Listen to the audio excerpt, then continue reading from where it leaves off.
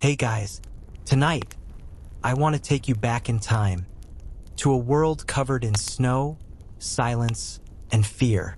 Before we begin, tell me, where are you listening from? And what time is it where you are right now?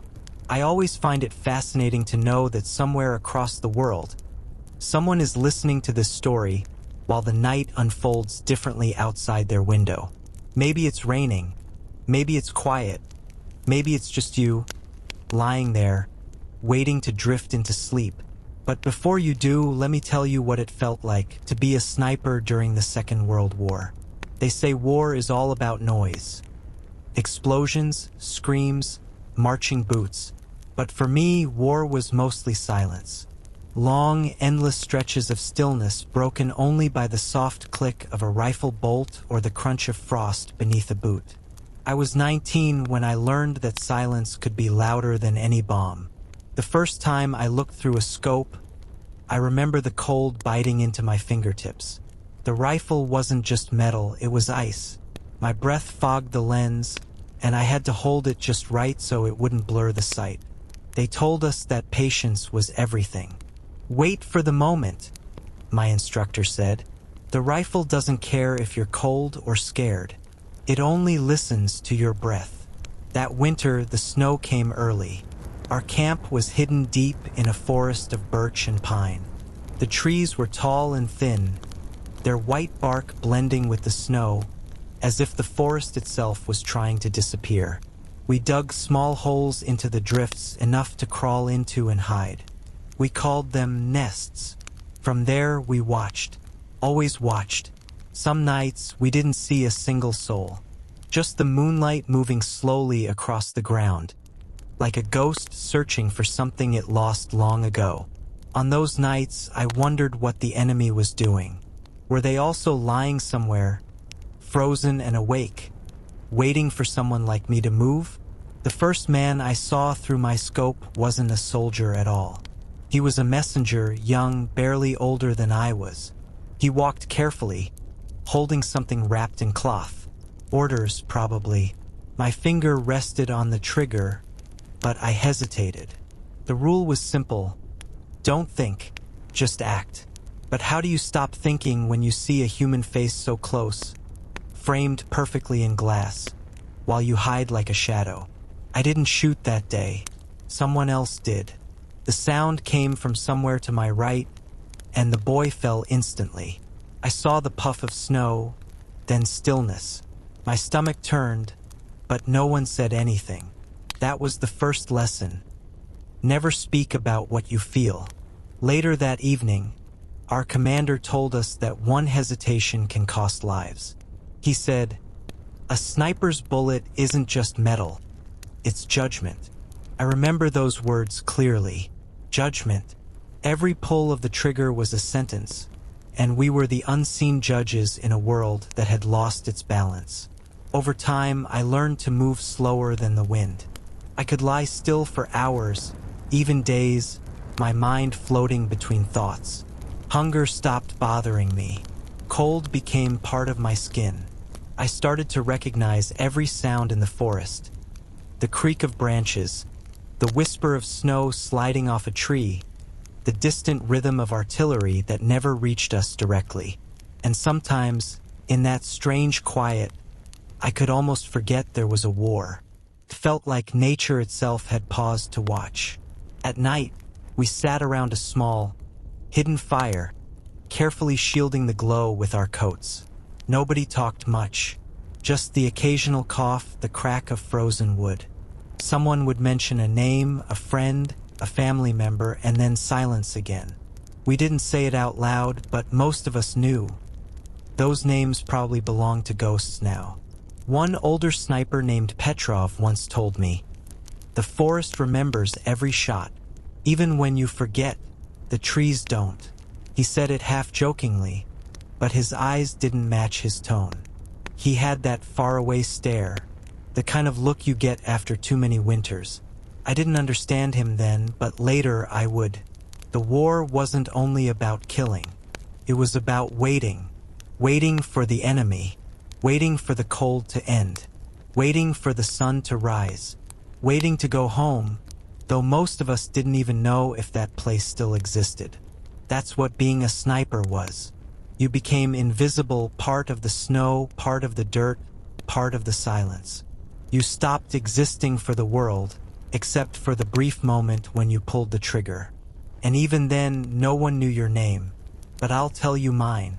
My name is Alexei Morozov, and this is the story of how silence became my only companion. The first thing they teach you as a sniper isn't how to shoot, it's how to wait. In the early months, before the front consumed us, we trained in an abandoned quarry outside the city.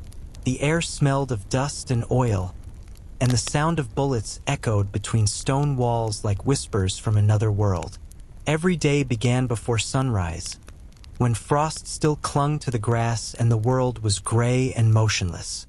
We'd line up silently, rifles slung over our shoulders, and wait for orders. The instructors didn't speak much. They moved slowly, almost ghost-like, their faces carved by years of cold mornings and long nights. They didn't care how well we could aim at first. They cared about stillness. If you can't control your own body, one of them said, you'll never control a rifle. So we learned to breathe, slowly, quietly, as if the air itself could betray us. We lay in the mud for hours, eyes fixed on a distant target that never moved. Sometimes they wouldn't even tell us when the exercise was over. They'd just walk away, leaving us there motionless, testing how long we could last before exhaustion or boredom made us shift. I remember one afternoon, lying face down in the cold dirt, when a small bird landed on my back. It stayed there for several minutes, pecking curiously at the fabric of my coat. I didn't move, didn't even blink.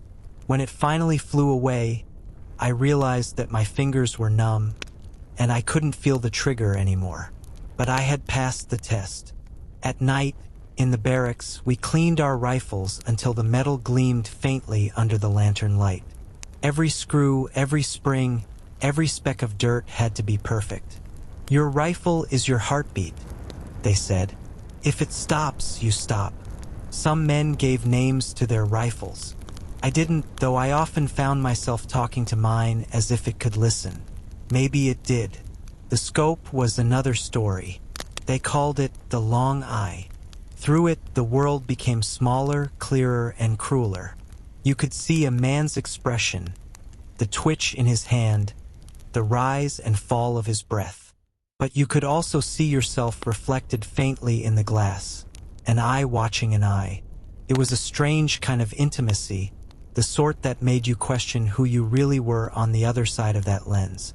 Rumors spread among us about legendary marksmen on both sides. Ghosts, they called them. Men who could shoot from a mile away, whose bullets curved with the wind, whose names were never written down. One story told of a sniper who never missed a shot, but who vanished each time the fog rolled in. Some said he wasn't human at all.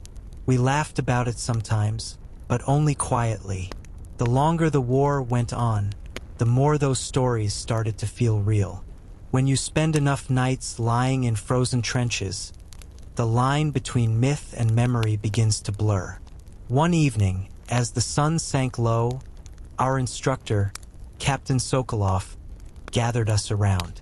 He told us about his own first mission years ago. He said he waited 2 full days before he saw movement. 2 days without sleep, without food, without sound. When the moment came, he said, he didn't even remember pulling the trigger.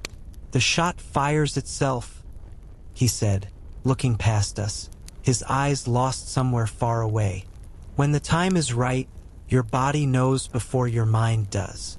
Those words stayed with me. The idea that instinct could become stronger than thought frightened me a little. The nights after training were quiet but heavy. We'd sit on wooden bunks, listening to the wind rattle the windows. Someone would tell a joke. Someone else would hum a song from home. Felt almost normal. But then, there was always that pause, the silence after laughter, that reminded us where we were headed. Sometimes, in the stillness before sleep, I'd imagine the front. I'd picture endless white fields, the muffled sound of distant artillery, the thin figures of soldiers disappearing into the snow. I didn't know it yet, but those images weren't imagination. They were memory, waiting to happen. When our training finally ended, they handed each of us a small leather case with a folded map, a scope cloth, and a single brass bullet. On its surface were engraved the words, "For one shot that matters." I remember turning that bullet in my hand, feeling its weight. It was both a promise and a warning. I didn't know then how many times I'd wish I'd never fired it. The next morning, before dawn, a truck came to take us to the front. We loaded our gear in silence. The road stretched ahead, long and white, cutting through the forest like a frozen scar. Nobody spoke. The wind howled through the cracks in the canvas, and we watched the trees slip by thin, gray, endless. That was the last peaceful ride I ever took. From that day on, my world would shrink to the length of a scope, the weight of a rifle, and the silence between one heartbeat and the next. The forest at the front was unlike any forest I had ever known. It wasn't alive anymore. It was hollow, stripped of birdsong and laughter, a place where even the wind seemed careful not to disturb the quiet. The snow was thick and heavy, blanketing the ground in a way that made every step sound like a whisper. I learned quickly that silence was both protection and danger. If you made noise, someone might hear you. If everything was too quiet, someone might already be watching. We arrived at a sector near the northern river, where the front lines curved like a frozen wound. Our orders were simple: observe and eliminate enemy scouts. But simple meant something very different out there. You could spend hours, even days, staring through a scope without seeing a single human being. Then suddenly, in the distance, a glint, like sunlight on glass, and you'd know another sniper was looking back. That was how the duel began. It was my third week at the front. We'd set up in an old trench half buried in ice. My spotter, a quiet man named Mikhail, lay beside me, scanning the horizon through binoculars. His breath came out in soft, pale clouds that disappeared instantly. We'd been there since dawn, our stomachs empty, our faces stiff from cold. Nothing moved, only the trees, black and thin, reaching out of the snow like skeletal fingers. Then Mikhail saw it first, a flicker so faint it could have been anything. 2 o'clock, he whispered. I turned my scope slowly. First, nothing. Then I saw it too, a shape that didn't belong. A lump of snow with edges too perfect. Could have been a rock, or it could have been a man. We waited. Minutes passed. The wind shifted, brushing fine powder across my face. Then it happened again, just a shimmer of light, like a wink from far away. I froze. My finger brushed the trigger. The glint had come from a scope. He was watching us. The realization sent a pulse of heat through my chest. The forest suddenly felt smaller, tighter, like it was holding its breath. Somewhere out there, maybe 300 meters away, another sniper was lying in the snow, staring at me just as I stared at him. 2 men in a world of silence, linked only by a line of sight and a single bullet waiting to travel between us. I shifted slightly, adjusting the focus. The snow played tricks on the eye. Everything looked alive. The shadows, the branches, the faint ripples of heat from our own bodies. I told myself not to move. Not yet. Let him make the mistake. An hour passed, then another. My legs went numb. I couldn't feel my toes anymore. Somewhere behind me, artillery rumbled like distant thunder. But here, in our little patch of frozen world, nothing moved. And then the shot came. It wasn't loud, just a sharp crack, distant but precise. Snow burst beside my cheek, scattering into the air. He had missed barely. Mikhail didn't even flinch. 4 o'clock, slightly higher, he murmured. I exhaled, slow and steady, aligning the crosshairs where the shot had come from. There, beneath a fallen tree, the faintest shadow. I squeezed the trigger. The recoil was gentle, almost soft, like the closing of a door. Then silence again. We waited. 10 minutes. 20. Nothing. Not a sound. Not a movement. I began to think I'd missed. The forest returned to stillness, the kind that feels too heavy, like the world itself is holding back a secret. That night, we crept forward to check. The snow had begun to fall again, covering everything in a thin white veil. And there, near the base of the tree, we found a rifle half buried in frost. The man was gone. No blood, no footprints. Just the rifle, clean and cold, as if it had been waiting there for years. Mikhail looked at me, but neither of us spoke. Some things didn't need words. The next morning, rumors spread through the camp. Other units claimed they'd seen flashes of light in the same direction, even after the duel. Someone said the enemy sniper had been a veteran, one of the ghost shooters from the Eastern Front. Men so quiet they seemed to vanish with the snow. Another soldier swore that he'd heard a voice whisper his name in the trees that night. We laughed it off, but deep down, I felt something strange. That place, that duel, it stayed with me. Each time I lay in wait afterward, I imagined those same eyes still watching me from somewhere beyond the trees. Over time, I began to notice small things. The way snow settled differently on disturbed ground, the faint trace of warmth that lingered after a man moved. The world through the scope wasn't just white and gray anymore. It was alive, full of details most people never saw. And yet, I couldn't shake the feeling that I had become one of those shadows myself. The longer I spent hidden, the more I felt the forest absorbing me. The line between man and landscape faded. The rifle was my heartbeat. The snow was my breath. Sometimes, at night, I'd wake from shallow dreams, thinking I saw movement just beyond the firelight. A shape in the trees, a flicker of glass. Always watching, always waiting. They say every sniper has an enemy who mirrors him, a reflection in the snow. I never saw that man's face, but even now I can still feel his gaze. Sometimes, when the nights were too long to sleep, I wrote letters I never meant to send. We had no real paper at the front, so I used whatever scraps I could find.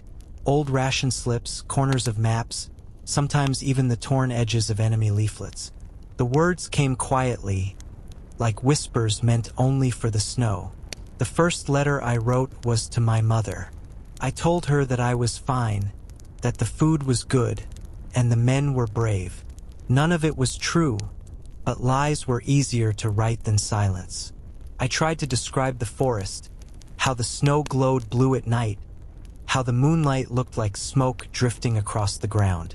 I told her not to worry, and when I finished, I folded the paper, slipped it into my coat, and never looked at it again. There were many letters after that. One for my brother, who had joined a different regiment and was somewhere far south, where the earth wasn't frozen.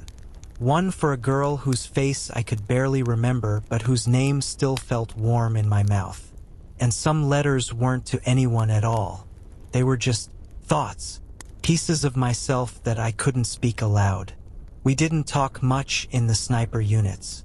Words could give away positions, and besides, there wasn't much left to say. Everyone had their ghosts. Everyone carried something they couldn't explain. Sometimes, when I looked through the scope, I thought about those letters. What would I write to the man I was watching? What would I tell him if I had 1 minute before pulling the trigger? Would I tell him I was sorry? That I didn't hate him? That in another world, maybe we would have sat on the same bench talking about the weather? The snow didn't answer. It just kept falling, soft and slow, covering everything equally. The living and the dead. One evening, after another long, empty day, I was sitting near the edge of our camp, staring into the trees. The sun had disappeared hours ago, but the sky still held a faint blue light, the kind that lingers just before true darkness. I pulled a scrap of paper from my pocket and began to write again. This time, the letter was to no one. There are moments, I wrote, when I forget who I am. When I look through the glass, I become the rifle. The man on the other side is just a shadow. But after the shot, when silence falls again, the shadow stays inside me. I can feel them all, somewhere behind my ribs, quiet but not gone. Sometimes I think they're waiting for me to join them. I stopped writing after that. The ink froze in the pen. I remember breathing on the tip to melt it, but it didn't help. Maybe that was for the best. A week later, Mikhail was gone. A mortar strike had hit our camp during the night. There was no body, just fragments, his hat, a torn piece of his sleeve. I found one of his notebooks nearby, its pages blackened and wet. Inside, he had been keeping tallies, dates, weather, names of places. But on the last page, there was something else. A single line written in careful script. Every shot I take feels like it comes from someone else's hand. I didn't know what to do with that sentence. It haunted me for days. After his death, I started keeping my letters hidden under a tree stump near our lookout. I told myself that if I didn't make it home, someone might find them one day. Maybe they'd understand something about who we were. Not heroes, not monsters, just men who learned to disappear. The forest grew colder. The snow fell heavier. The war, it seemed, had no intention of ending. Every new dawn looked exactly like the last one. One morning, as I was preparing my rifle, I noticed frost forming inside the scope. It blurred everything, made the world soft and distant. I wiped it gently with a piece of cloth and looked again. For a brief moment, the glass caught the reflection of my own face. Pale, thin, eyes darker than I remembered. Startled me. I realized I hadn't truly seen myself in months. I wondered what my mother would think if she saw me now. Would she recognize me at all? That night, I wrote her one final letter. Mother, I began. If you ever read this, know that I am still here. Not alive, not dead. Just somewhere in between. The snow keeps me company. The trees listen better than most people. Tell the others not to wait for me. Tell them the silence is not empty. It's full of voices, if you know how to listen. I folded the letter carefully and buried it beneath the roots of a birch tree. The ground was hard, and my fingers bled from digging. But it felt right, somehow, to leave a piece of myself behind in that quiet forest. I didn't know it then, but that night would be the last calm one for a long time. The next day, the enemy moved closer, and the forest, my quiet, frozen refuge, was about to awaken. The forest was alive, though it rarely showed it. Not in the way we had been taught to expect. Birds singing, leaves rustling, sunlight flickering, but in subtler, almost imperceptible ways. It breathed. You could feel it if you stayed quiet long enough, lying in the snow, watching the shadows stretch and shift. Every branch, every patch of frost, seemed to hum with a secret rhythm, like the earth itself was listening. I began to notice it after the morning that followed Mikhail's disappearance. The snow had fallen overnight, thick and undisturbed, but there were patterns, tracks that didn't make sense, impressions in the drifts where no one had walked. Sometimes it was a deer, sometimes a fox, but sometimes it was something else entirely. Something that vanished before you could be sure it had been there. Soldiers started talking about it in whispers. Ghosts, spirits, the forest itself warning or testing us. I didn't know what to believe, but I couldn't deny the feeling that eyes were always watching. We moved quietly, creeping along frozen paths where even the smallest crack of ice sounded like a shout. The wind shifted constantly, carrying the faintest hints of distant smoke, the smell of wet earth, and sometimes, just sometimes, the iron scent of blood. My rifle was always at the ready, my breath slow and shallow. The forest made a game of it, hiding and revealing, challenging patience and skill. During one patrol, we came across a hollowed-out tree, old and blackened by lightning. Its interior was wide enough to crawl inside, and we took shelter there while waiting for a patrol to pass. Inside, the air was damp but still, and I could hear the soft creak of wood settling, almost like it was alive. I imagined the tree's history, how many storms it had endured, how many creatures had used it as refuge, and perhaps how many men had hidden there, breathing quietly, afraid to move. Legends began to weave themselves into our days and nights.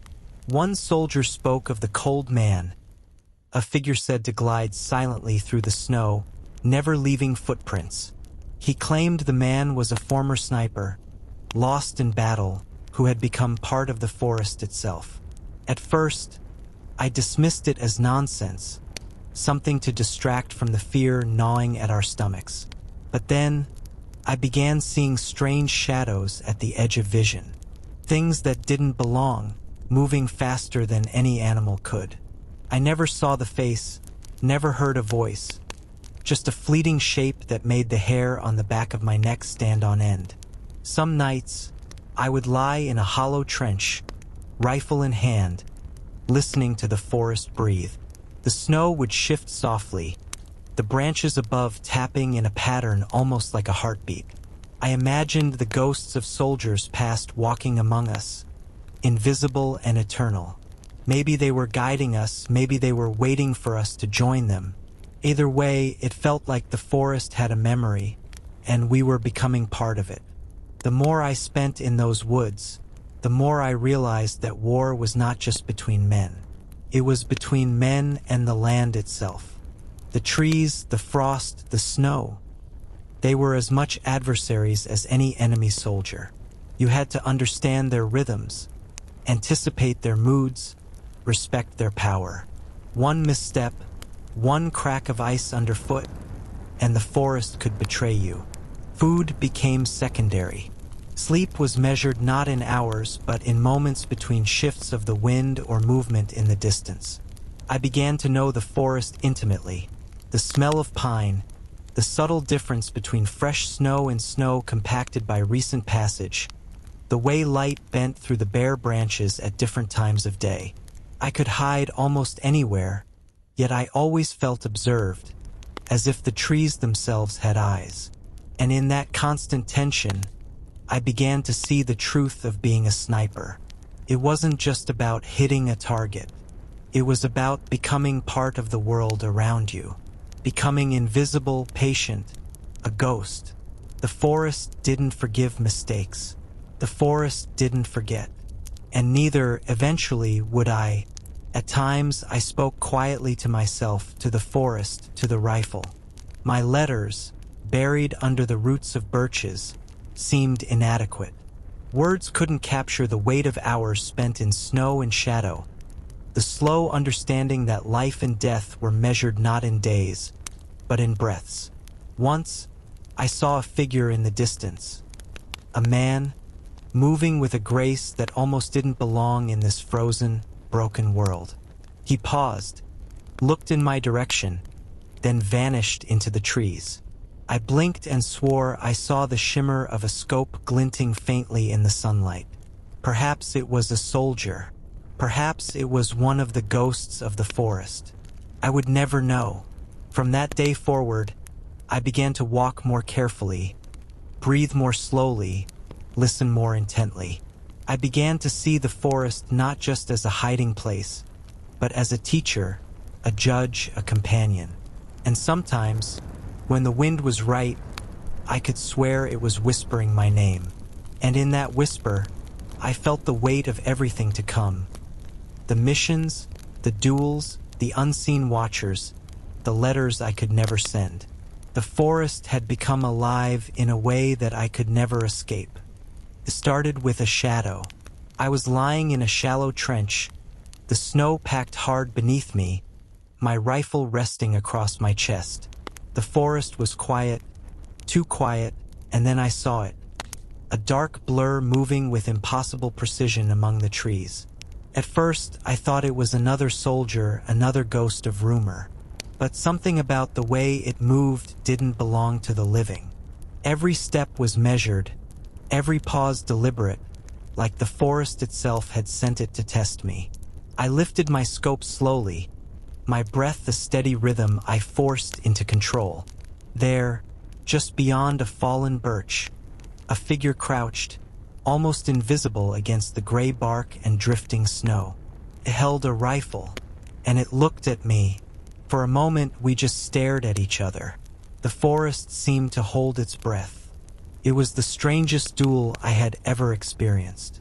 No sound, no warning, just two eyes locked through glass and shadow, separated by hundreds of meters, yet tied by something intangible. I aimed carefully. The crosshairs trembled slightly in my frozen hands. I could see the faint outline of a scar across his cheek, a coldness in his eyes that mirrored my own. And then he moved. Just a flicker, and I realized he had anticipated me. He shifted before I pulled the trigger, melting into the white like smoke, gone before the bullet even left the barrel. Days passed. I saw him again and again, always at the edges of my vision. A shadow behind a tree, a shimmer of a scope in the sun, a whisper of movement in the snow. Sometimes I wondered if he was real, or if the forest had conjured him to test my patience, my resolve, my sanity. We never spoke, never fired at each other at close range. It was a game of endurance, observation, and invisibility. Each encounter left a lingering chill, not from the cold, but from the unnerving realization that someone or something knew my every move. Other soldiers started noticing too. Rumors spread like wildfire. The ghost sniper, they called him, the shadow in the snow. Some swore he could vanish into the air itself, leaving no tracks, no sign of passage. Others said he wasn't human at all, that he had merged with the winter, become one with the forest, a living embodiment of patience and death. I didn't laugh at these stories, couldn't. Each night, as I lay in a hollow, listening to the soft whistle of the wind and the distant crunch of snow, I imagined his eyes on me. I could feel him studying my patterns, predicting my shifts, waiting for the exact moment to strike, or perhaps just to observe. I began marking his appearances in my mind. Time of day, position, wind direction, the angle of sunlight reflecting off the snow. Every detail mattered. It was no longer just survival, it was understanding him. Understanding the rhythm of this unseen hunter, the ghost who moved through the forest like a thought.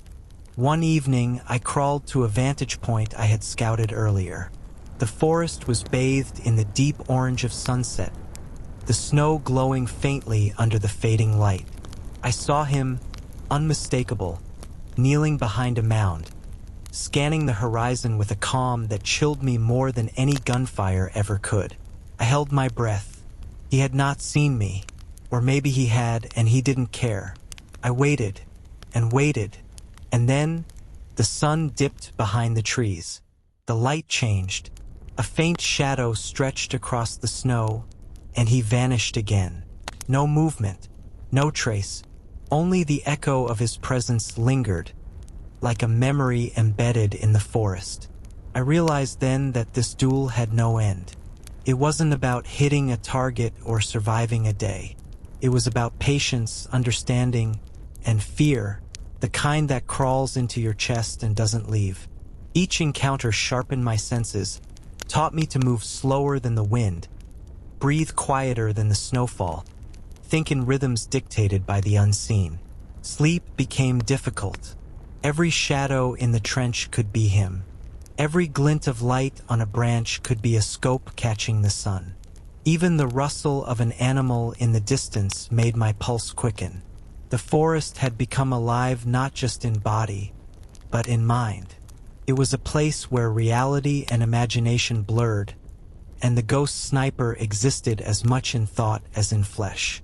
Sometimes, in the deepest hours of night, I would lie awake imagining the duel continuing long after the war ended. Across endless fields of snow, two hunters linked by silence and steel. I wondered if he thought of me the same way, if he imagined me moving through the trees, waiting, watching, and learning. The forest had taught me patience. The shadow had taught me fear, and I realized that to survive in that world, I would need both in equal measure for every day that lay ahead. I learned quickly that war doesn't announce itself. It doesn't knock on your door, seeps in quietly, and then suddenly it is everywhere. One moment, you are crawling through snow, scanning a forest of shadows. The next, someone you trust is gone, vanished in a heartbeat, leaving only an echo of sound and the cold bite of disbelief. It happened on a morning that looked no different from any other. The sky was pale, the sun a faint circle behind clouds, and the snow beneath our boots glistened like crushed glass. I was on watch with Sergei, a quiet man who had been with me since our first patrol. He was good, calm, steady, precise. Someone you could trust with your life, your silence, even your thoughts. We moved like ghosts together, two shadows threading through white, careful not to disturb the frozen world. We spotted them first, a small patrol of enemy soldiers moving slowly through the trees. It wasn't unusual. Soldiers moved. They patrolled. They lived in the world like we did, and yet we existed outside of it. Watching them through the scope, I felt nothing. No hatred, no thrill. Just calculation, observation, the rhythm of breath and heartbeat.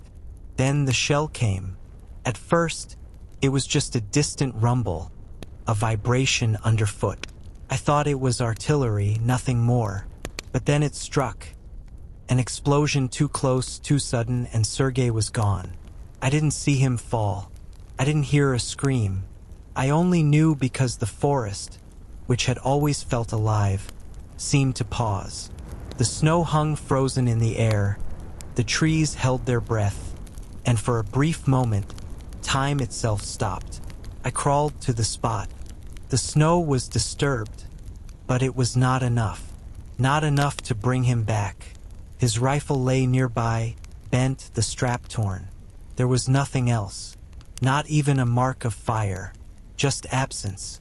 That is when I understood war isn't about heroes. It isn't about glory. It's about moments that erase the ground beneath your feet. Moments where you realize how fragile everything is. How thin the line is between breath and silence. I stayed there for hours. Not because I could do anything. Not because there was a hope of bringing him back. I stayed because I had to see it, had to mark it, had to understand it in the only way a sniper could, by observing, by breathing slowly, by letting the forest record the moment. In the evenings, we had little in the way of comfort.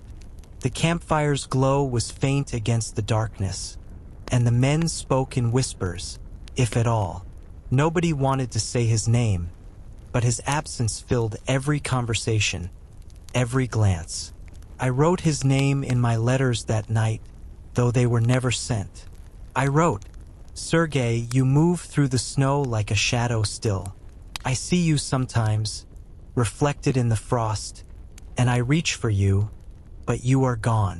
I hear the forest whisper your name. I am still here, waiting, learning, breathing your absence." Sleep became impossible. I could hear the faint echo of him in every sound, the snap of a branch, the soft fall of snow from a tree, the quiet whistle of wind in the distance. The forest seemed alive with memory, and every shadow carried the weight of what had been lost. Days turned into nights and nights into days without distinction. I learned to move without looking, to breathe without thought, to exist as if the world itself had folded into a single moment of frozen observation. The duel with the ghost sniper faded, replaced by the stark reality that life and death could appear without warning, without reason. I started to speak to no one, not even to the forest. I spoke to Sergei in silence, imagining his voice in the rustle of branches, imagining his presence in the sway of the snow. And sometimes, just sometimes, I could swear he was answering, a shadow stepping just beyond the edge of my vision, a ghost teaching me patience, teaching me survival. The forest had become more than a battlefield. It was a witness. It recorded our presence, our absence, and the slow, grinding march of loss. And I realized that every sniper carries this, the knowledge that time can stop at any moment, that silence can become a cage, and that the forest itself may outlast all who move within it. From that moment, I changed. I was no longer just Alexei Morozov, the boy who had trained with rifles and scopes. I had become something else. A shadow, a whisper, a silent observer in a world that no longer paused for grief. And yet, despite the weight pressing on me, I continued. Because if I stopped, if I paused, I would be lost too. The forest breathed around me, and so did I. The forest remembers. Not in the way we think of memory, stored in pages or photographs, but in a subtler, stranger way. Each footstep, each whisper of wind, every bullet fired, every life lost, everything left a trace. I began to notice it in the silence, in the frost patterns along the branches, in the way the snow shifted without reason. Every fallen soldier left an echo, and the forest carried it like a soft, invisible tide. We rarely spoke of the dead, not because we were cruel, but because words seemed insufficient. Names, faces, stories, they were like fragments of ice, too sharp to touch directly. Still, each night I thought of them, not only of Sergei, but of the men I had glimpsed, the ones whose rifles lay abandoned in snow, the ones who vanished before I could even see them. They existed in the spaces between my thoughts, in the slight sway of branches, in the way shadows stretched differently with each passing hour. I began to trace their paths in my mind. Where had they walked before the end came? What had they seen in their final moments? A flash of sunlight on snow? A fox skittering across a frozen stream? Perhaps a thought of home? I imagined these fragments as if they were threads, woven together in the forest itself, a tapestry of lives interrupted. And the forest spoke through them, not in words, but in a language of movement. A bird startled too easily, a branch bent unnaturally. Snow seemed disturbed where no one had passed. The forest whispered their stories if you listened closely enough. I found myself pausing more often, my rifle resting against my chest, just to absorb the stillness and the memory lingering in the air. Sometimes the echoes were unmistakable. I would see a figure moving through the trees, always just at the edge of vision, too far to identify, too fleeting to follow. I began to believe the dead were learning to navigate the snow as easily as we did, leaving traces for the living to notice, or maybe for the living to remember. The line between hunter and hunted, between present and past, blurred in the drifting snow. Other soldiers started noticing it too. Quiet murmurs would pass between men in the barracks. Footsteps when no one was there, shadows that flickered across the snow, rifles moving on their own in the distance. Some called it superstition. I called it attention. The forest never forgot, and the fallen never truly left. At night, I sometimes spoke to the echoes, not aloud, but in my mind, tracing the invisible paths of their lives. I imagined conversations that never happened, promises never kept, and laughter that would never be heard again. In those moments, the rifle felt heavy not with anticipation, but with responsibility. Every shot I took, every movement I made, was not just for survival. It was a tribute to the ones who had already become part of this frozen world. The weight of it was subtle at first, a quiet pressure in the chest. Then it became unmistakable, pressing on me as surely as the cold. A constant reminder that the forest was alive with stories, and that every step I took added to them, changed the way I moved. I no longer just observed through the scope. I considered, I measured, I became acutely aware that each choice, each breath, could leave a trace for someone, alive or dead, to follow. One day, I found a notebook half buried in snow. The pages were waterlogged and the ink faded, but someone had written about the forest, about patience, about shadows, about waiting. And though I didn't know the author, I felt a connection, a continuity with the men who had come before me, whose presence still lingered invisibly. I copied fragments onto scraps of paper I carried, adding my own observations. It became a ritual. Every evening, after the patrols, I would sit on a log or in a trench and write. Echoes, reflections, traces of the forest and of the fallen. Each entry reminded me that we were not merely soldiers, but participants in something larger, something eternal. The forest kept count of our lives in its own way, and someday perhaps it would tell the story of those who vanished, those who waited, and those who survived. And in the quietest moments, when the snow fell softly, I could hear it, the faint hum of life, of death, of memory intertwined. I understood then that the forest was not merely a backdrop for war. It was a witness, a teacher, and a keeper of secrets far older and more patient than any human being. And so I continued, silent, observant, carrying the echoes of the fallen with each measured step. The forest taught patience in ways I had never imagined.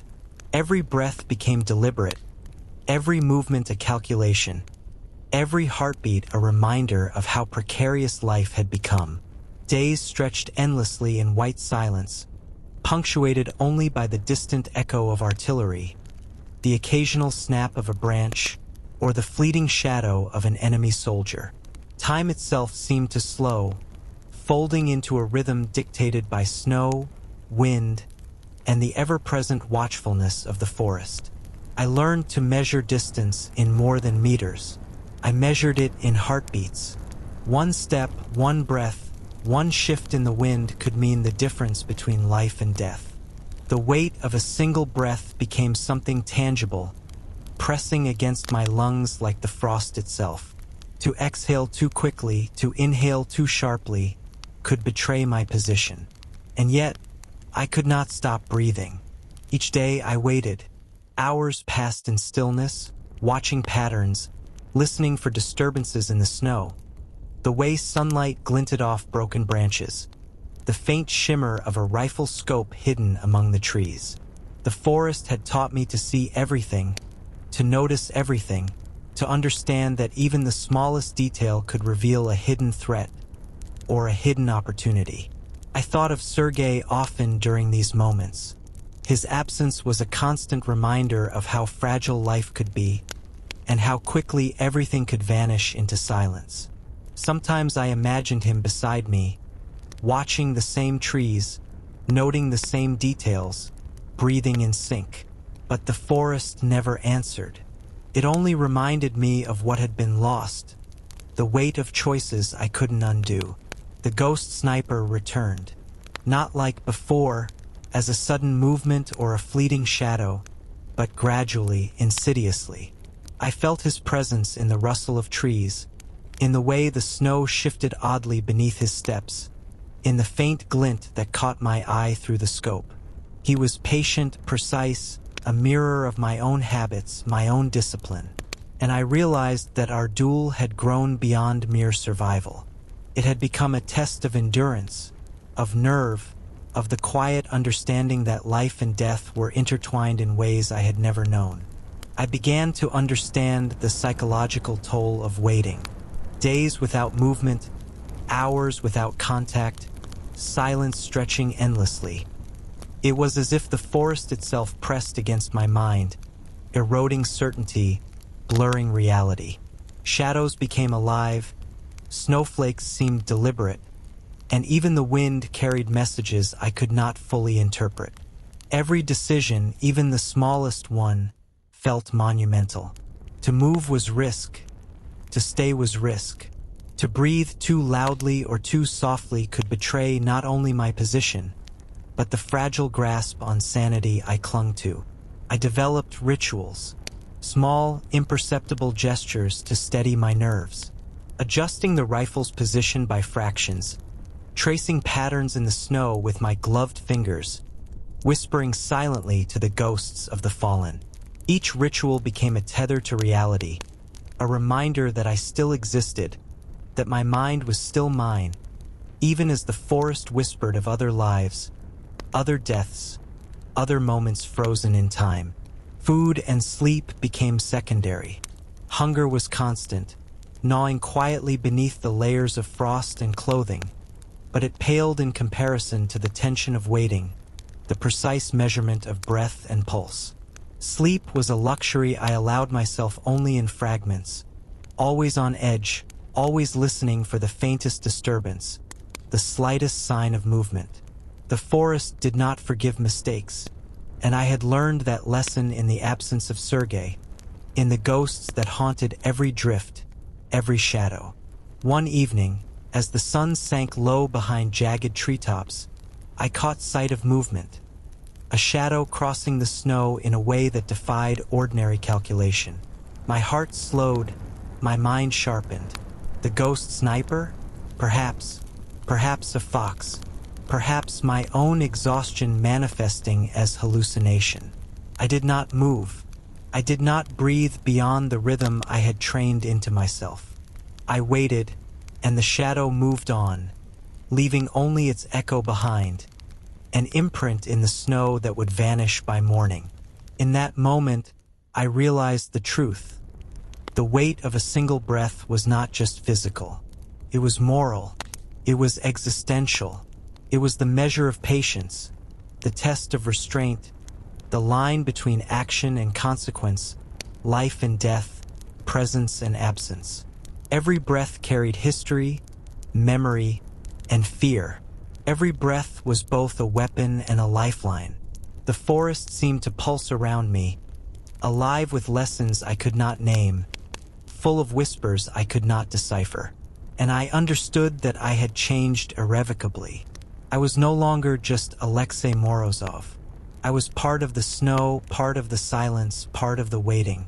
My breath, my heartbeat, my vision.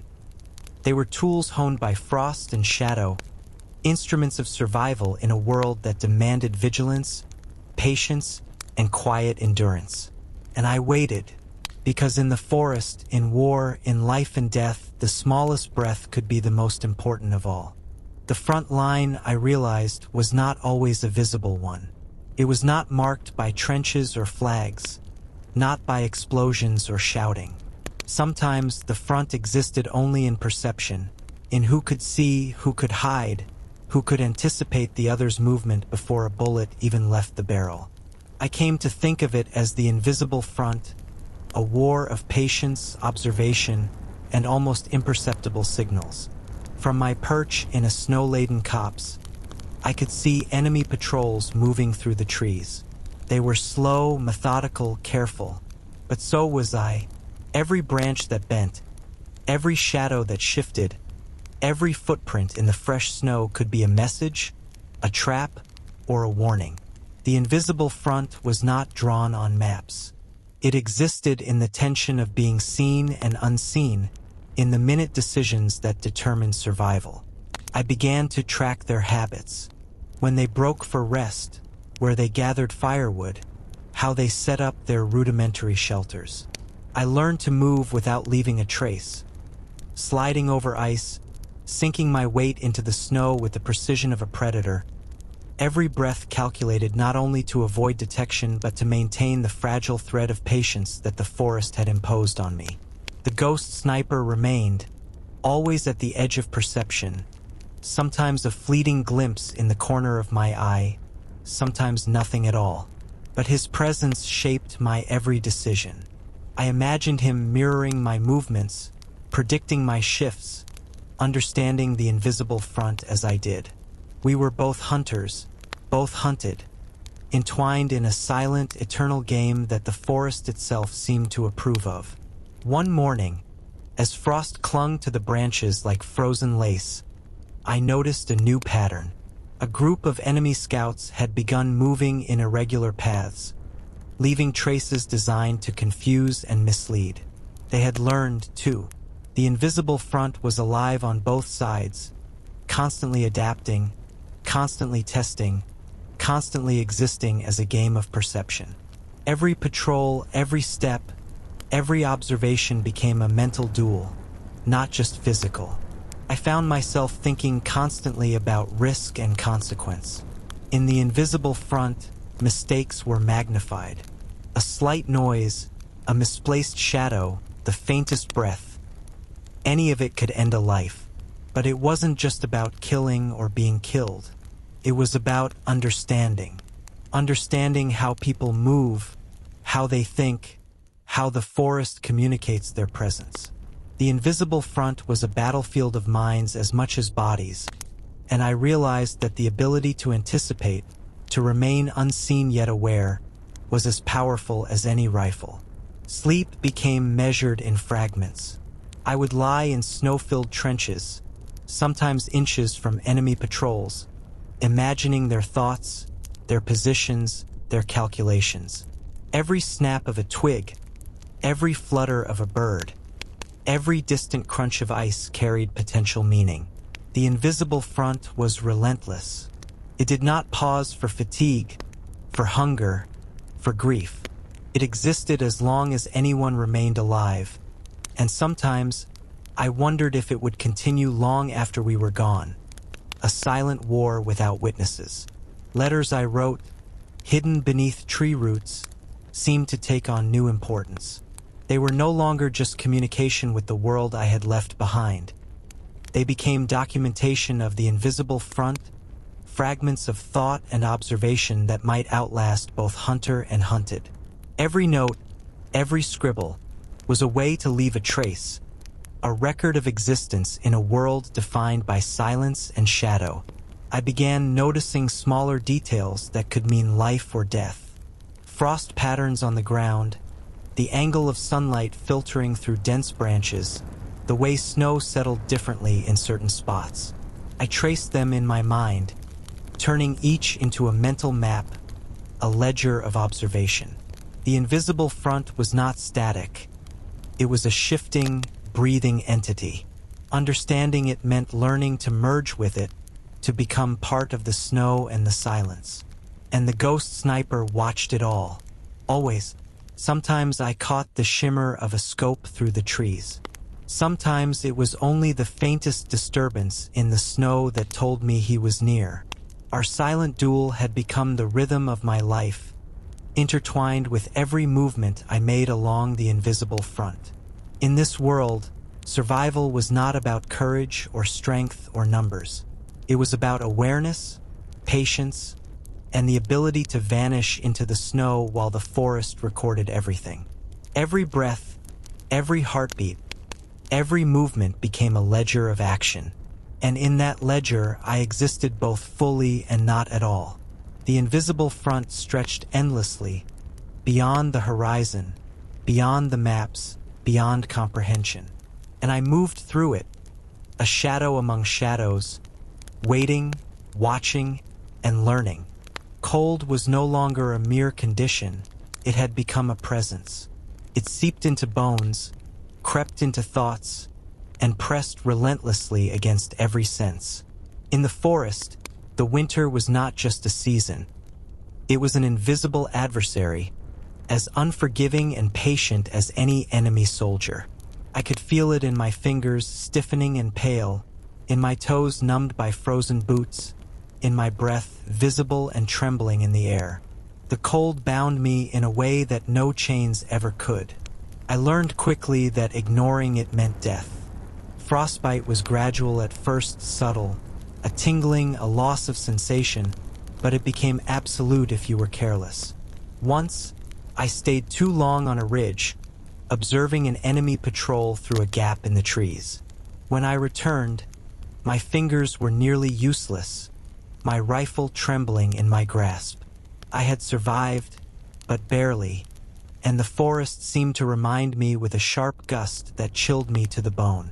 Food offered little warmth. Meals were sparse, often cold, and the energy gained from them vanished almost immediately against the relentless bite of winter.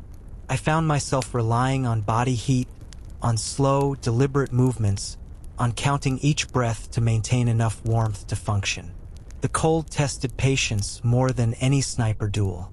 While the ghost sniper haunted the edges of my vision, the frost haunted the edges of my body, and both demanded respect, vigilance, and endurance. Sleep was a fragile dream. I would lie in shallow trenches, snow packed around me to provide minimal insulation, and hope for even an hour of rest without my body freezing entirely. I dreamt often, but the dreams were cruel, fractured by the sharp intrusion of cold, by flashes of snow and shadow, by the memory of fallen comrades. Sometimes, I awoke with frost forming in my hair, the taste of iron in my mouth, and the ghost sniper waiting just beyond my field of vision. The forest changed in winter. Shadows lengthened with the low sun, snow compressed under invisible pressure, and even the sound of the wind became deceptive. Tracks could vanish or reappear. Trees groaned under ice, and small animals left patterns that could mislead or betray. The cold amplified the forest's lessons. Patience was life, precision was survival, and every movement carried consequence. I learned to measure time differently. Hours stretched endlessly, punctuated only by the slow creak of ice, the faint whistle of distant artillery, or the shifting shadows of enemy patrols. The cold slowed reflexes, dulled sight, and numbed perception. And yet, it also sharpened awareness in subtle ways. The faintest glint of sunlight off metal, the soft crunch of snow in an unnatural pattern, the scent of gunpowder on the wind. The cold demanded that I adapt, that I anticipate, that I survive by becoming part of its rhythm. Isolation weighed as heavily as frost. The silence of the forest in winter was absolute. No insects, no rustle of leaves, only the soft hiss of falling snow and the whisper of the wind.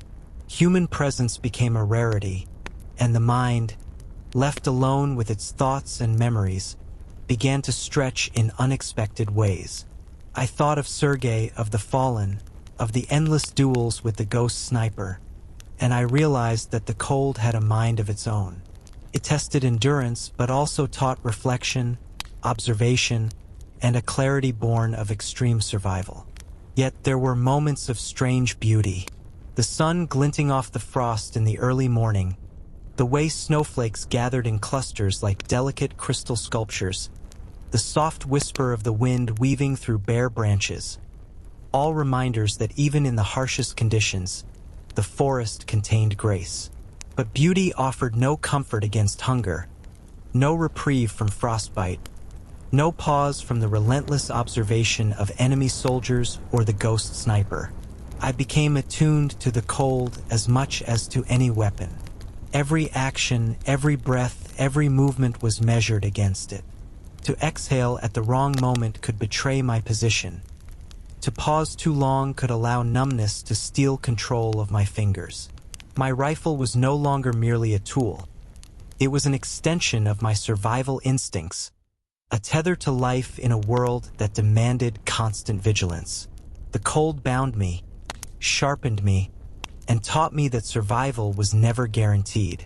And in that frost-bound silence, as I lay watching the forest, feeling its weight in every fiber of my body, I realized that this was a battle that would outlast human conflict, outlast the sniper duels, and outlast any single life. The forest and the frost were eternal, and I, if I survived, would carry their lessons forever. Snow shifted silently, carrying secrets in its folds. The forest was no longer merely a backdrop. It had become an active participant, revealing and concealing in equal measure. Shadows stretched across white fields, merging with the trees, and every movement seemed amplified. I had learned to read these signs, to interpret every subtle disturbance. The faint imprint of a boot, a compressed patch of snow, a glint of metal barely visible in the waning light. And I knew, with every instinct honed over endless days, that the ghost sniper was near. He had become a constant, not always visible, but always present in the subtle rhythms of the forest. One day, while crouched behind a ridge, I noticed it. A shadow sliding across a distant slope, moving with calculated patience, each step deliberate.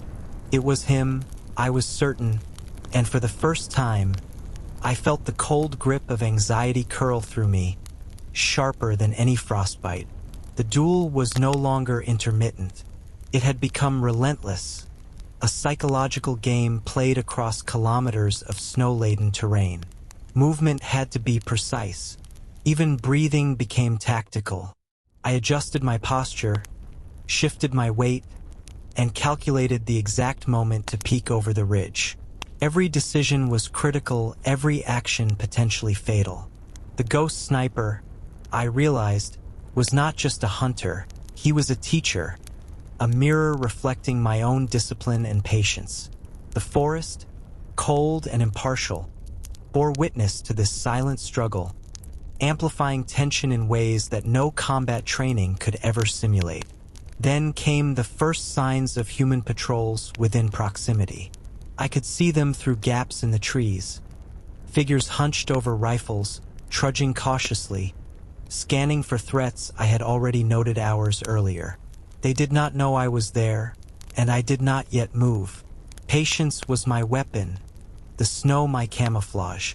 Every shadow could be friend or foe, every ripple in the white expanse a potential ambush.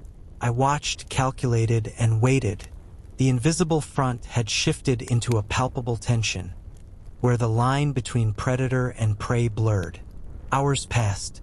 The sun hung low, painting long, gray shadows across the snow, and the air was thick with anticipation. Every snap of a twig or subtle shift in snow could be the first warning of detection. My fingers tightened around the cold metal of my rifle, the weight grounding me, reminding me that action was always possible. But timing, precision, and patience dictated survival. Then I saw him, or perhaps I imagined him, a shadow among shadows, moving with unnatural stillness, blending with the forest in a way that almost defied belief. The ghost sniper had drawn close, and yet he did not fire. Not immediately. We were locked in an unspoken communication across the snow, through trees, through distance measured in heartbeats. It was a duel without noise, without flash, without the immediate threat of death, but with a tension that pressed on the mind, sharper than any bullet. The other patrols continued to move, unaware of the duel unfolding just beyond their perception. I realized that the invisible front and the shadows in the snow were connected. Survival required anticipation, understanding, and an almost supernatural patience. One false step, one miscalculated breath, and the delicate balance could shatter, leaving exposure, injury, or death. Crouched, waiting, the ghost sniper shifted, a barely perceptible motion, almost a ripple in the snow. My pulse slowed, my senses heightened. Time itself seemed to stretch and contract simultaneously. Every flake of falling snow became significant, every movement amplified, every shadow a potential threat or a lesson. Night began to fall, draping the forest in deep blue and black. Visibility dwindled, and the ghost sniper vanished as quietly as he had appeared. But the impression remained. The forest had witnessed another encounter, a subtle exchange of awareness and anticipation, and I knew this was far from over. I had survived the shadows in the snow, but I also understood something crucial. The duel, the invisible front, the relentless observation. They were shaping me, transforming me into something more patient, more aware, and perhaps more distant from the human world I had left behind. The forest had claimed a part of me, and the shadows in the snow would haunt every step I took from that moment onward. The wind carried more than cold. It carried whispers, subtle, almost imperceptible murmurs that could mean anything. Sometimes it was the sigh of snow settling on branches, sometimes the faint rustle of an animal in the distance. But often, I thought I heard something else. Faint voices, words I could not comprehend, or the soft echo of footsteps where none should have been. At first, I dismissed it as exhaustion, a trick of the mind in the unbroken white silence of the forest. But gradually, I realized these whispers were meaningful guides, warnings, or perhaps messages left by the invisible front itself. I moved cautiously, each step deliberate. The forest, frozen and white, was a maze of shadows, some real, some imagined. I began to map the sounds, correlating each whisper with the faintest signs. Disturbed snow, bent branches, distant movements. Every whisper became a thread, every thread a clue, and every clue a potential lifeline. The ghost sniper remained close, an unseen force whose presence seemed intertwined with these murmurs. It was as if the wind itself carried lessons from him, lessons in patience, observation, and anticipation. One evening, as the sun sank behind the dense canopy, I paused on a ridge, listening. The whispers were clearer now, distinct in the way the wind moved through the trees.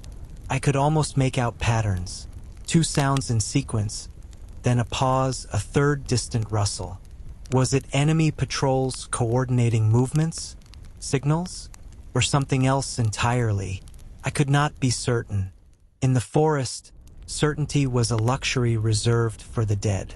For the living, survival depended on interpretation, on trust in instincts honed by frost, shadow, and repeated exposure to danger. I began to respond to the whispers, not vocally, not visibly, but through movement, adjustment, and positioning. A subtle shift here, a careful repositioning there. I discovered that the forest responded in kind. If I moved correctly, a whisper might fade, a shadow might shift, a snowflake might fall in a pattern that concealed me. If I moved incorrectly, the whispers grew louder, sharper, and tension built in the tight confines of the winter forest. The psychological weight became apparent. To survive, I had to trust the unseen, the unheard, the intangible. Every whisper carried potential information and potential threat. The mind strained under the dual burden of anticipation and fear. I had to be constantly aware of my breathing, my heartbeat, my stance, my rifle. Each action had consequences. Each pause could be fatal, and each breath was both an acknowledgement of life and a potential signal to death. Yet, there was a strange beauty in the whispers. They were the language of the forest, the rhythm of survival, the ghostly symphony of life and death intertwined. I began to perceive them not as mere sound but as a guide, a living map that led me safely through terrain where visibility was limited and danger lurked in every shadow. The ghost sniper had taught me patience. The wind whispered lessons in adaptation. Together, they shaped my existence into something beyond mere survival, a heightened awareness of every element, every motion, every possibility. At night, the whispers intensified. I lay in my trench, snow packed tightly around me, listening. Sometimes it was a distant footfall. Sometimes it was the soft rustle of a rifle strap. And sometimes it was more than human, a presence I could not fully identify, a subtle echo that seemed to mirror my thoughts. The wind carried secrets I could not yet decipher, and I realized the forest itself had become a partner in my struggle, revealing truths slowly, in fragments, like a puzzle that demanded patience over immediate understanding. Through it all, I remained vigilant, Each whisper became a signal, each signal a choice. And I learned that the forest, the cold, the invisible front, and the ghost sniper were all connected. Survival depended on listening not just with ears, but with every sense, with every thought, with every instinct honed by months in snow and silence. The whispers on the wind were no longer anomalies.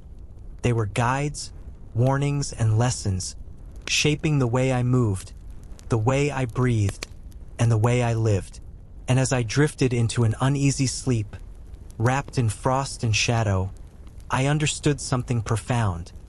In the forest, in war, in life and death, the smallest sound could carry the greatest weight. The forest had rules, though they were not written anywhere. It was not marked on maps, not taught in manuals. The rules were subtle, fluid, and unforgiving. At the edge of visibility, where the eye could see but not fully perceive, life and death balanced precariously. Every tree, every ridge, every patch of snow became a potential ally or threat. One misstep could reveal a shadow, expose a silhouette, or betray movement in the faintest glint of sunlight. I lived constantly at this edge, and it became the defining principle of survival. Camouflage became second nature. I molded myself to the snow, the frozen branches, the irregularities of the ground. My rifle was not just a weapon. It was an extension of my body, aligned perfectly with the landscape, with angles calculated to minimize reflection, with positions that exploited shadow and frost.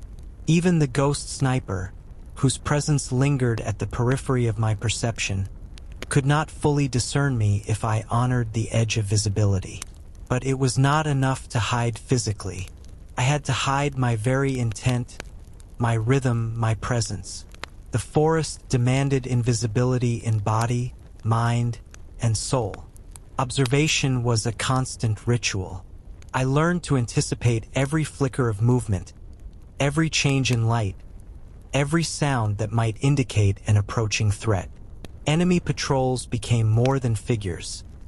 They became predictable patterns, intricate movements in a frozen dance. I tracked their tendencies, noting the smallest deviations, recognizing when they hesitated or advanced with caution. Every observation informed my position, every calculation shaped my survival. The edge of visibility was not merely camouflage, it was understanding perception itself, bending it, exploiting it, living just beyond the threshold of recognition. Time distorted at the edge. Minutes could stretch into hours as I waited in a single position, every muscle tensed, every sense alert. The sun shifted imperceptibly across the sky. Snow fell silently in crystalline patterns, and the forest seemed to pulse with life. The wind whispered fragments of information, guiding or deceiving, and every step was weighed against unseen consequences. To exist here was to balance on the knife's edge between exposure and invisibility, between vigilance and exhaustion, between life and death. The ghost sniper became a teacher and a shadow. His movements mirrored mine. His presence at the edge of perception heightened my awareness. I began to anticipate him as I would the wind or the rustle of branches. Sometimes I imagined him studying me, analyzing my behavior, marking patterns in my stillness. And perhaps he was. The edge of visibility demanded constant adaptation, and every action became a lesson. Every moment of survival was a negotiation with the unseen, the hidden, and the unpredictable. Even the animals taught lessons. A fox moving silently through the snow, a crow perched high on a frost-covered branch, a rabbit darting across open ground. They all moved with caution, with awareness, with an instinct honed by survival. I watched, studied, and learned. Their behavior mirrored mine in many ways, reminding me that the forest was not merely a backdrop for war. It was a living, breathing teacher of patience, perception, and adaptation. Isolation sharpened the mind at the edge. The weight of invisibility was heavy, pressing on the psyche as much as the cold pressed on the body. The mind sought patterns, connections, signals in the slightest sound or shadow. Sleep became sporadic, broken into measured segments, always with an eye toward potential exposure. Hunger gnawed quietly beneath layers, but it was secondary to the vigilance demanded by the threshold of visibility. Every blink, every twitch, every breath could betray the fragile balance. And yet, there was a subtle exhilaration in it. To exist at the edge of visibility was to touch the essence of survival, to feel the pulse of life in every snowflake, every shadow, every whisper. The forest, the invisible front, the ghost sniper, all were part of a larger rhythm, a world defined by subtlety and tension. I had become attuned to it, shaped by it, and through it, I learned the true weight of patience, observation, and silence. In the end, the edge of visibility was not just a technique, it was a way of being. To survive here was to exist within the forest and the war, to move in tandem with shadows, to breathe in synchrony with the snow, to see without being seen. And in that constant vigilance, I understood that survival was not merely the absence of death, but the mastery of perception itself. The silence was endless, not the peaceful kind, not the quiet that allows thought to wander comfortably, but a dense, oppressive silence that pressed on the mind and body alike. Days, or what felt like days, passed with no sound except the faint hiss of snow settling, the occasional distant crack of a branch, and the almost imperceptible shift of ice beneath the weight of a fox or deer. In this long silence, time became a fluid, intangible thing. Seconds stretched like hours, hours folded into each other.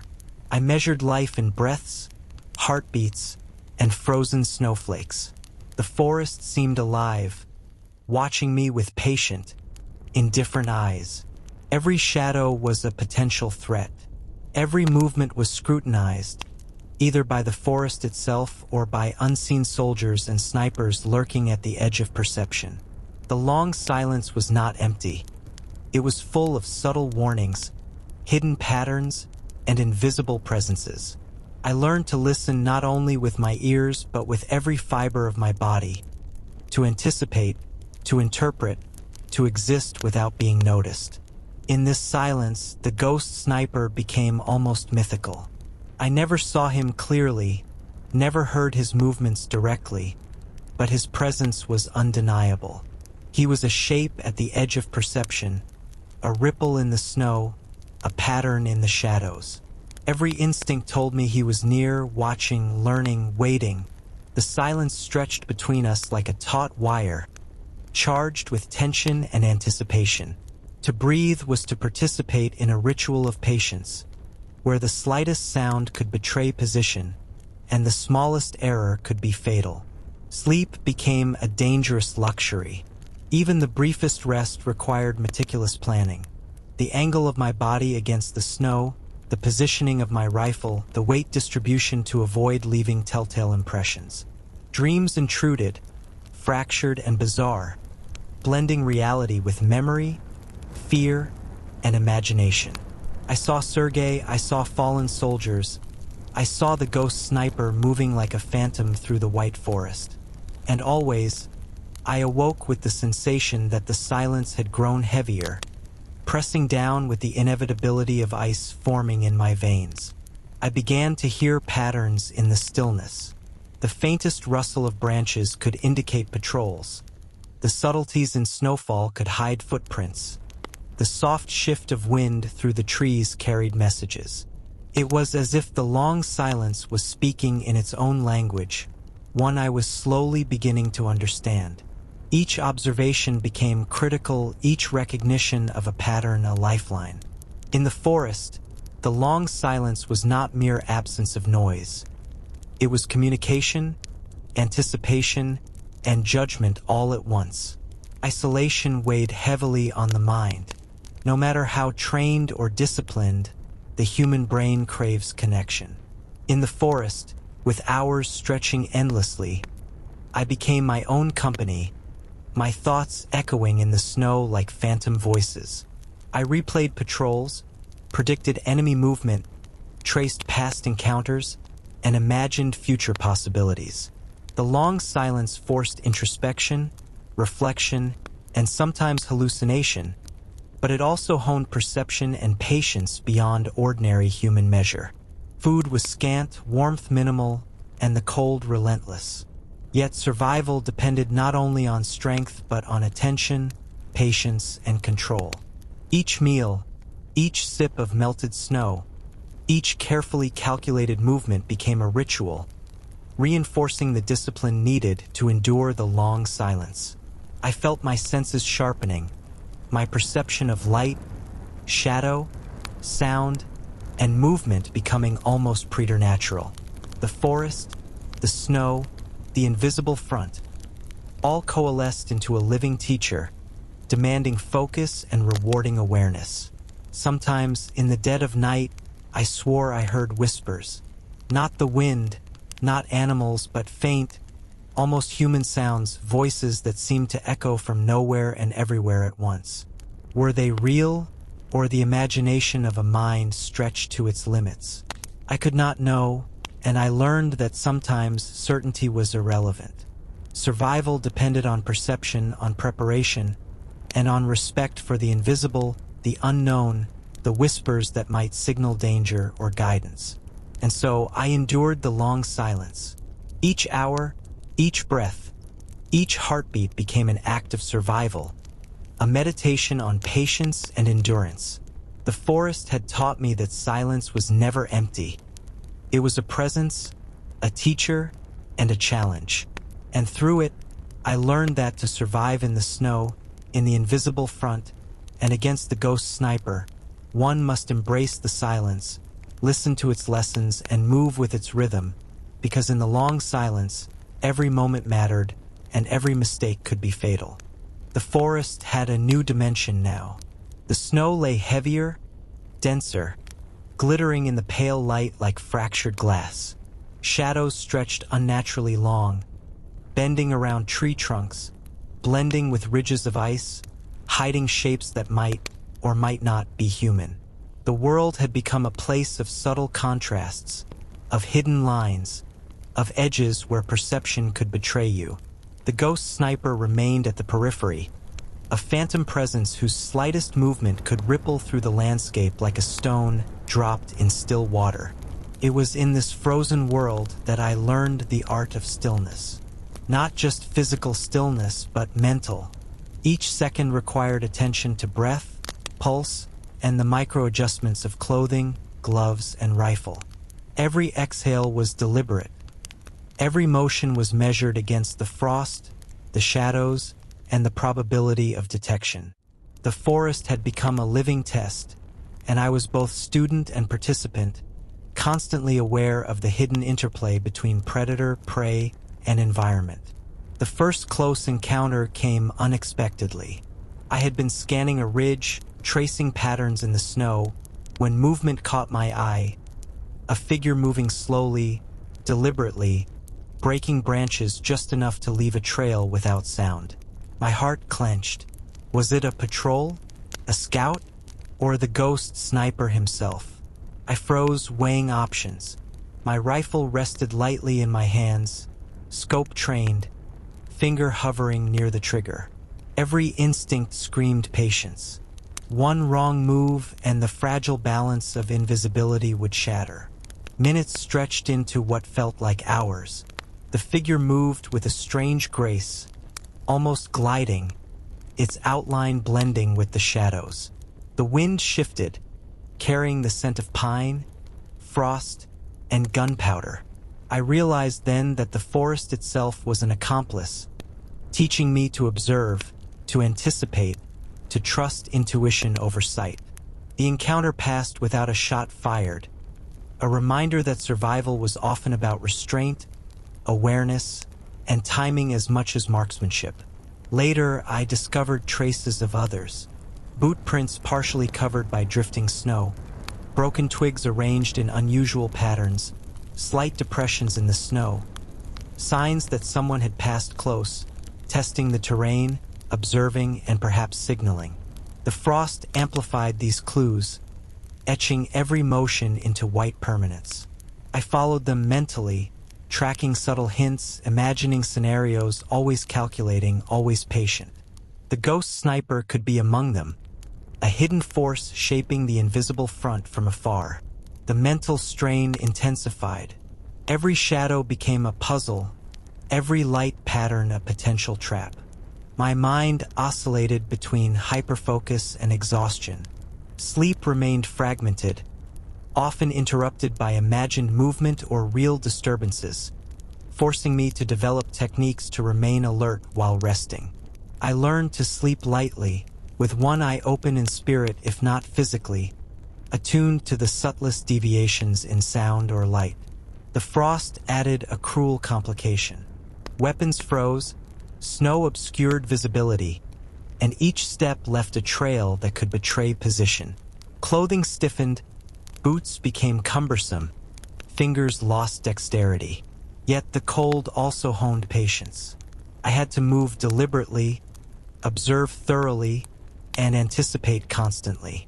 The frost was both enemy and teacher, a relentless force shaping every decision, every breath, every heartbeat.